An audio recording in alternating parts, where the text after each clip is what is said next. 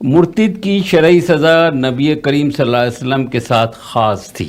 یہ اشراق کے اگست 2008 کے ایک ایڈیشن میں مجھے لکھ کے دیا گیا ہے کہ جی یہ معلوم کروں میں آپ سے. دیکھیے پہلے تو یہ سمجھ لینا چاہیے کہ مرتد کی سزا نبی صلی اللہ علیہ وسلم کے اگر یہ مان لیا جائے کہ خاص بھی تھی تو کیوں تھی، اس کے پیچھے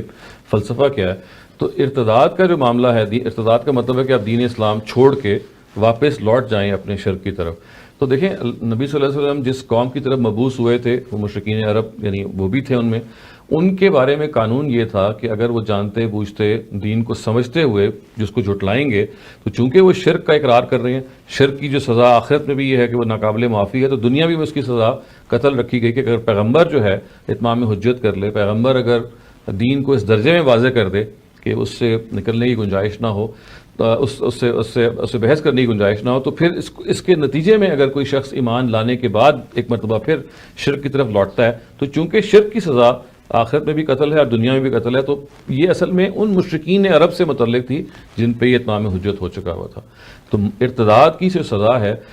اس کو آپ ایک اور انداز سے یہ سمجھیے کہ شرک، کفر اور ارتداد، اس کی سزا اللہ تعالیٰ ہی دے سکتے ہیں، ہم اس کے آتھورائز نہیں ہیں. دور نبوت میں انہوں نے یہ سزا پیغمبروں کے ذریعے سے جن لوگوں نے ارتداد حاصل کیا وہ ان کو دی، آخرت میں بھی وہ دی. لیکن اب ظاہر ہے ان کے گزر جانے کے بعد یہ اس قانونی سے متعلق نہیں ہے جو عام آدمیوں سے متعلق ہے، یہ قانون اتمام حجت سے متعلق ہے، یہ رسالت قانون سے متعلق ہے جن کا اس کا تعلق یہ رسالت سے. اور شراب کے متعلق شراب تو ہر حال میں ناجائز ہے جی، وہ تو اس کی بھی کا لنک ہی نہیں ہے. شراب کے بارے میں جو بحث ہے وہ یہ ہے کہ کیا شریعت نے کوئی اس کی سزا پرسکرائب کی ہے.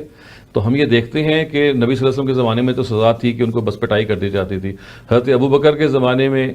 کچھ کوڑے لگا دیے جاتے تھے 40، بعد میں معلوم ہوا کہ حضرت عمر کے زمانے میں 80 ہو گئے کوڑے، اور وہ بھی حضرت علی نے جب ان کو مشورہ دیا کہ بھئی ایک آدمی اب شراب پیے گا تو الزام لگائے گا تو اس میں لازماً کوئی اس طرح کی بات ہوگی، تو قذف کی سزا پہ اس کو قیاس کیا گیا. تو اگر کوئی شریعت کی سزا متعین ہوتی تو نبی صلی اللہ علیہ وسلم اس کو دے دیتے. سزا تو دی جائے گی، صرف متعین نہیں کیا گیا. اچھا متعین یہ بات اسٹیٹ جو ہے اسٹیٹ دے سکتی ہے، اسٹیٹ مقرر کر سکتی ہے. یعنی اب دیکھیے جو بحث ہے وہ یہ ہے کہ تعزیراً آپ کوئی بھی سزا دے سکتے ہیں، لیکن اگر آپ یہ کہیں کہ شریعت نے سزا کوئی مقرر کر دی ہے تو دیکھیے اگر مقرر کر دی گئی ہوتی تو 40 سے 80 کیسے ہو سکتی تھی؟ اس کو تو ایک ہی رہنا چاہیے تھا. یا نبی صلی اللہ علیہ وسلم نے تو 40 اور 80 کوڑے وہ بھی نہیں مارے. تو جو بحث ہے وہ یہ ہے کہ جو شراب کی سزا جو ہے وہ اسٹیٹ کچھ بھی مقرر کر سکتی ہے، شریعت نے مقرر کر کے نہیں دیا.